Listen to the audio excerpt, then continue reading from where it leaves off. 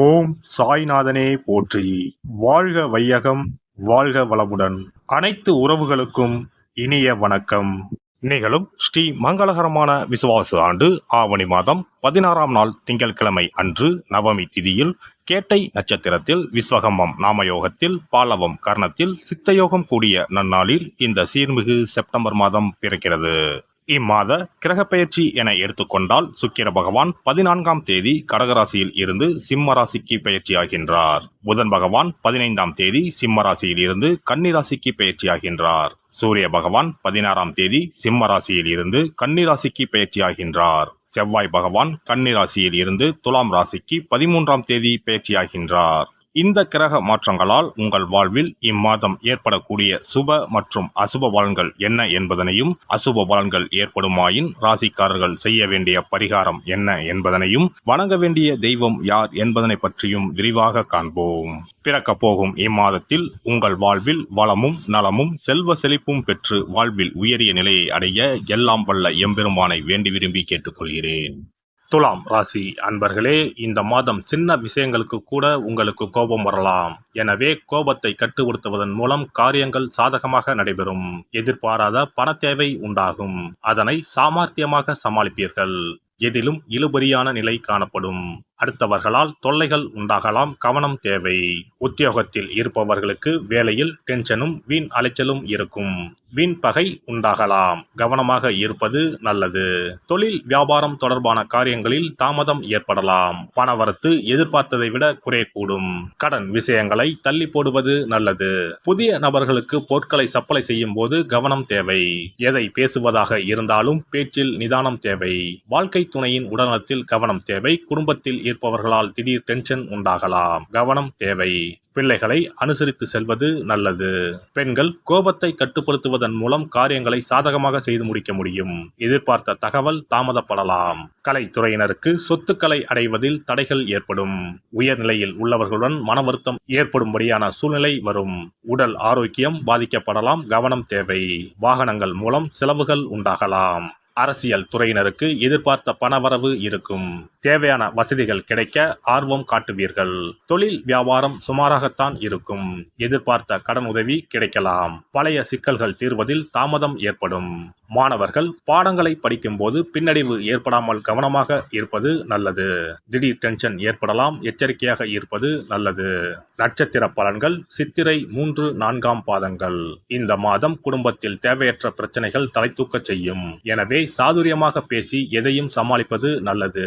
பொதுவான காரியங்களில் ஈடுபடும் போது கவனமாக இருப்பது நல்லது. வாகனங்களை பயன்படுத்தும் போது எச்சரிக்கை தேவை. சுவாதி நட்சத்திரம். இந்த மாதம் எந்த ஒரு விவகாரத்தையும் எதிர்கொள்ளும் மன வலிமை உண்டாகும். எதிலும் கூடுதல் கவனத்துடன் இருப்பது நல்லது. எதிர்பாராத சம்பவங்களால் இழுபறியாக நின்ற காரியங்கள் நல்ல முடிவுக்கு வரும். வெளியூர் பயணங்கள் உண்டாகும். உடல் ஆரோக்கியம் மனதில் உற்சாகத்தை தரும். விசாகம் 1, 2, 3ஆம் பாதங்கள்.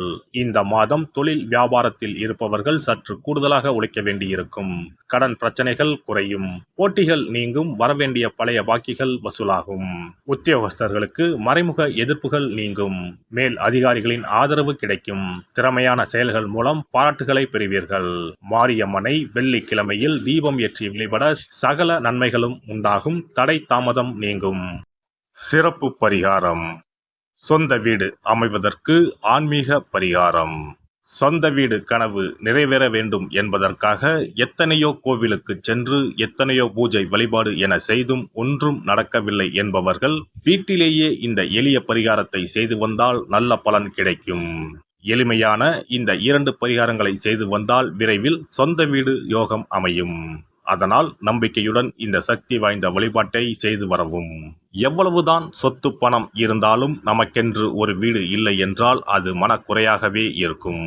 சொந்த வீடு வாங்க முடியவில்லையே என்பது பலரின் ஏக்கமாகவும் கனவாகவும் இருந்து வருகிறது. சொந்த வீடு வாங்க வேண்டும். வாங்கிய இடத்தில் விரைவில் வீடு கட்ட வேண்டும். ஏற்கனவே துவங்கியிருந்த வீட்டின் பணிகளை பணப்பற்றாக்குறையால் கட்டி முடிக்க முடியவில்லையே என்ற கவலையில் இருப்பவர்கள் ஏராளம். இப்படிப்பட்டவர்கள் வீட்டிலேயே எளிமையான 2 பரிகாரங்களை தொடர்ந்து செய்து வந்தாலே போதும். சொந்த வீடு வாங்க வேண்டும் என்று நினைப்பவர்கள், அதற்கான முயற்சியில் ஈடுபட்டிருப்பவர்கள் ஒரு சிறிய அகல் விளக்கில் விளக்கெண்ணெய் ஊற்றி தீபம் ஏற்ற வேண்டும். மகா விஷ்ணுவின் அவதாரங்களில் ஒன்றான வாமனரை மனதில் நினைத்து சொந்த வீடு அமைய வேண்டும் என்று பிரார்த்தனை செய்து கொண்டு மாதந்தோறும் வரும் திருவோண நட்சத்திரத்தன்று வீட்டின் அக்னி மூலையான தென்மேற்கு மூலையில் இந்த விளக்கை ஏற்றி வைக்க வேண்டும். அக்னி திசை என்பது மண்ணுக்குரிய திசையாகும். அதாவது அங்காரகன் எனப்படும் செவ்வாய் பகவானுக்கு உரிய திசை இதுவாகும். 3 அடி மண் கேட்டு 3 உலகையும் அளந்தவர் வாமனன். அதனால் அவரை நினைத்து பால் பாயசம் நிவேதனமாக படைத்து வழிபட்டு வந்தால் விரைவில் சொந்த வீடு யோகம் அமையும். மற்றொரு பரிகாரமாக வீட்டில் பயன்படுத்தும் காமாட்சி விளக்கு அல்லது கஜலட்சுமி விளக்கு அல்லது வழக்கமாக பயன்படுத்தும் ஏதாவது ஒரு விளக்கை எடுத்துக்கொள்ளுங்கள். விளக்கை சுத்தம் செய்து மஞ்சள் குங்குமம் வைத்து வாசனை மிகுந்த வெள்ளை நிற பூக்கள் சாற்றுங்கள். பிறகு 5 ரூபாய் நாணயத்தை விளக்கிற்குள் போட்டு நெய் அல்லது எண்ணெய் ஊற்றுங்கள். ஒரு சிறிய தட்டின் மத்தியில் மஞ்சள் குங்கும பொட்டு வைத்து அதன் மீது 5 ரூபாய் நாணயத்தை வைத்து நாம் ஏற்கனவே தயார் செய்த விளக்கை இதில் வைத்து விளக்கினை ஏற்ற வேண்டும். தினமும் காலையில் 6 மணி முதல் 7 மணிக்குள் இந்த விளக்கை ஏற்றி வந்தால் விரைவில் வீடு கட்டுவீர்கள். 5 ரூபாய் நாணயம் என்பது குபேரனுக்கு உரியதாகும். இதை விளக்கில் போட்டு ஏற்றுவதால் வீடு கட்டுவதற்கான அல்லது வீடு வாங்குவதற்கான பணம் ஏதாவது ஒரு வழியில் உங்களுக்கு கிடைக்கும்.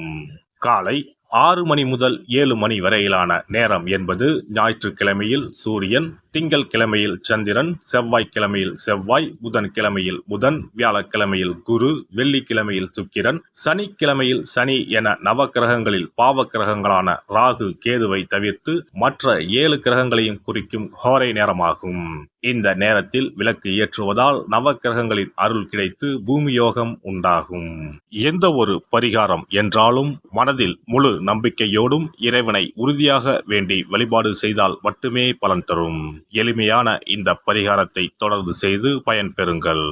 எல்லாம் வல்ல இறையருளால் நீங்களும் உங்கள் அன்பு குடும்பமும் உடல் நலம், நீலாயுள், நிறை செல்வம், உயர் புகழ், மெய்ஞானம் ஓங்கி வாழ்க வளமுடன்.